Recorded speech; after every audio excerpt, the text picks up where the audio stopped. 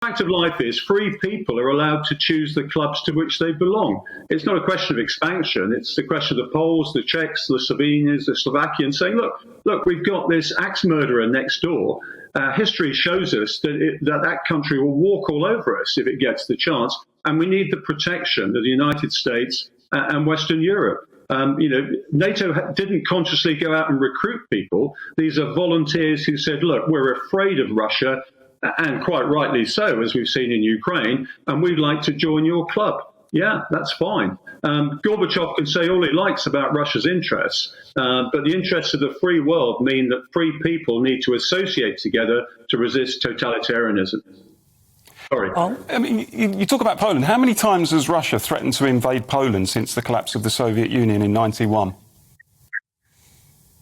Well, they haven't been able to because Poland's been a member of NATO. They haven't threatened. Well, you need to read some of the rhetoric in the Russian press and also amongst the Russian so-called intelligentsia. Right now, Poland is in the front line and in the gun sights of most of the Russian elite.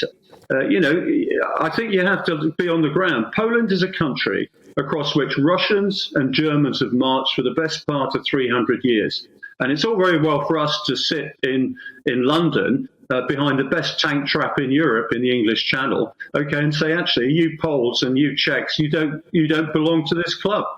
Yeah, of course they've got to belong to the club. Anywhere in the world where free people are, we have to support them against some very vicious totalitarian regimes. Just look at what China is doing in Xinjiang.